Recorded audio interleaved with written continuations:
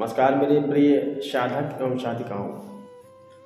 आज हम आप लोगों को एक ऐसा प्रयोग देने जा रहे हैं कि आप एक ही प्रयोग करने के बाद आप इस प्रयोग के माध्यम से कई प्रकार के कार्य कर सकते हैं, जिसमें वशीकरण तिलक है और वशीकरण खिलाने की बूटी है और इसे आप ताबीज़ में भर करके भी अपने गले में धारण करने से सामने वाला व्यक्ति वशीभूत होता है और अपने मुख में इस औषधि को रख करके सामने वाले व्यक्ति से बात करने पर वह व्यक्ति आपकी ओर आकर्षित होता है, वशीभूत होता है। तो ये जो साधना है, ये साधना भगवती मातंगी की साधना है।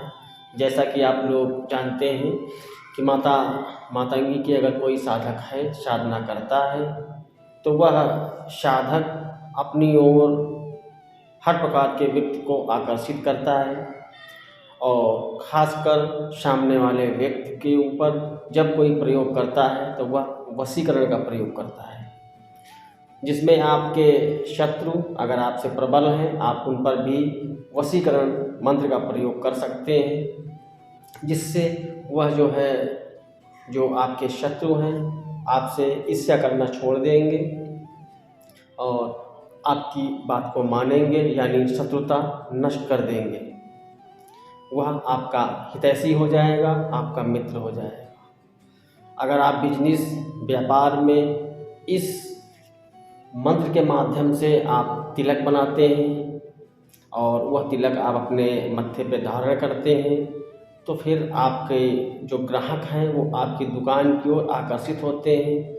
आपने चाहे जैसा व्यापार कर रखा होता है, आपके व्यापार की ओर लोग आकर्षित होते हैं और आपकी आय बढ़ती है। ऐसे ही आप कोर्ट कचहरी के मुकदमों में भी इस मंत्र के माध्यम से सामने वाले व्यक्ति को आप प्रभावित कर सकते हैं।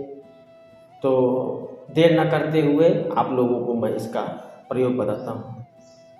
अब कृष्ण पक्ष की जो अष्टमी आती है, अष्टमी के दिन आप पहले व्रत रखें और व्रत जब आप रखें इसके बाद आप क्या करें, सहदेवी एक पौधा होता है, औषधि होती है सहदेवी, पहले आप उसे निमंत्रण दे आएँ, जो कि हमने इस पे पहले वीडियो बना रखी है कि आप निमंत्रण कैसे दें। निमंत्रण में आप चावल, थोड़ी सी हल्दी से रंगे हुए, लौंग, कपूर, थोड़ा सा जल और धूप बत्ती जला करके इसकी जड़ में रख के आएँ और ये बोलें कि मैं आपको कल लेने आऊँगा।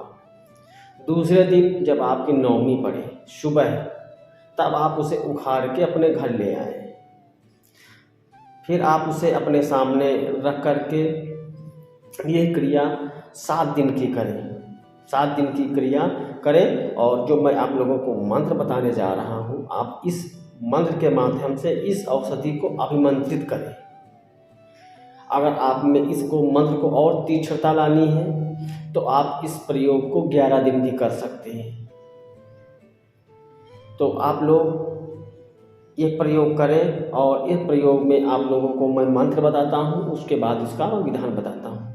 तो आप लोग पहले मंत्र को नोट कर लें और मंत्र को पहले आप लोग कंठस्थ याद कर लें, ताकि आपको मंत्र जाप करते समय, औषधि को अभिमंत्रित करते समय आपको किसी प्रकार की कोई दिक्कत या परेशानी ना हो। तो आप लोग मंत्र को नोट करें। ओम नमो भगवती मातंगी सर्वोन्नतेश्वरी सर्वमहाहरिणी सर्वलोक वशीकरणी सर्वसुख रंजनी महामाये वश्यम पुरपुर स्वाहा। ये मंत्र है। तो आप लोग मंत्र को कंठस्थ याद कर लीजिएगा और याद करने के बाद जब आपकी क्रिया पूर्ण हो जाए तब आप इस सहदेवी की जो जड़ है इससे का आप चूर्ण बना लें, यानी बारीक बारीक दरदरा पीस लें और पीसने के बाद आप इसे जिसको भी वश में करना है उसके मस्तक पर टच कर देंगे, यानी डाल देंगे या किसी तरीके से आप लगा देंगे। वह व्यक्ति आपकी वशीभूत हो जाएगा, आपकी ओर आकर्षित होगा। और इसका जो दूसरा विधान है, आप इसका जो पाउडर है, चूर्ण है, इसे आप पान में रख करके सामने वाले व्यक्ति को अगर खिलाते हैं तो वह भी व्यक्ति आपकी ओर वशीभूत होगा। और इसका जो अगला प्रयोग है, जिस आप चूर्ण को गुरुलोचन मिला करके अपने मस्तक पर अगर आप धारण करते हैं, यानी तिलक के रूप में इसे लगाते हैं गुरुलोचन को मिला करके, तो इससे क्या होगा, आप अगर बिजनेस वाले हैं, व्यापार वाले हैं, तो आपकी ओर लोग आकर्षित होंगे, आपका व्यापार चलेगा। और आप इस अगला जो प्रयोग है इसमें इसका आप अंजन बना लीजिए, यानी काजल बना लीजिएगा, और इसे आप अपने आँखों में अगर लगाते हैं तो सामने वाला व्यक्ति भी वशीभूत होता है।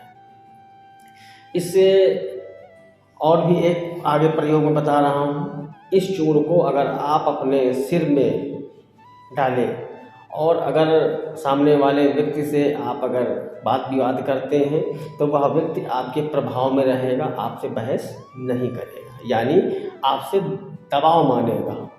आपसे किसी बात विवाद होती है तो सामने वाला व्यक्ति आपका दबाव मानेगा।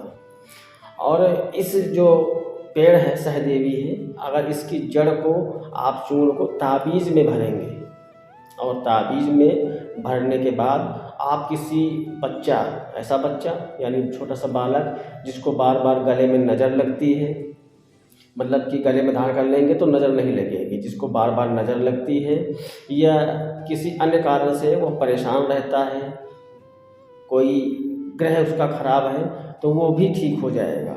इसको अगर आप कवच के रूप में धारण करेंगे, यानी ताबीज़ में भर के अगर बच्चे के गले में धारण करवाएंगे। और इसका जो सबसे अच्छा प्रयोग है वही प्रयोग ये है कि आप अगर इसकी जड़ को अपने मुख में रखेंगे और मुख में रखने के बाद अगर आप सामने वाले किसी भी व्यक्ति से बात करते हैं, मान लिया आप कोई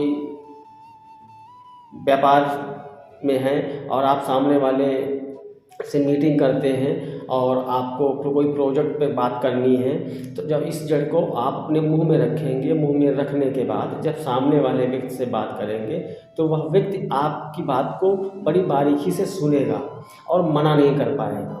इस प्रयोग को साधक अपनी सुविधा के अनुसार इसका प्रयोग करें। बस इतना सा ध्यान रहे कि ये विद्या है, इस विद्या का प्रयोग आप किसी के गलत कार्य के लिए प्रयोग न करें, यानी किसी की पत्नी पे, बहन पे या किसी महिला पे गलत इसका प्रयोग ना करें। जहाँ पे इसका प्रयोग उचित है, जायज़ है, आप सिर्फ वहाँ पे प्रयोग करें।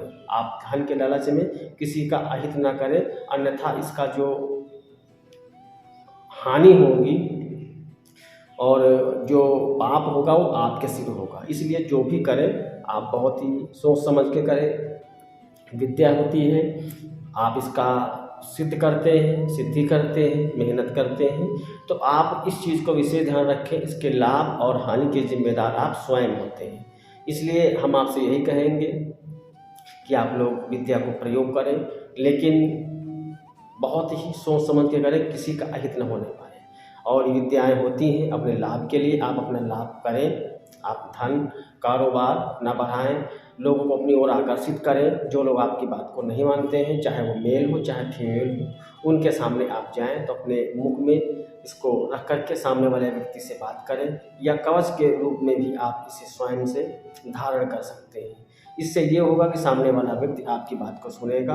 तो आप लोग इस प्रयोग को करिए। और मेरा जो है ये कहना है, अगर आप हमारे चैनल पर पहली बार आए हैं तो आप हमारे चैनल से जुड़ने के लिए हमारे चैनल को सब्सक्राइब करें और वीडियो को लाइक करें। मिलते हैं आगे नई जानकारी के साथ नए वीडियो में, तब तक के लिए नमस्कार।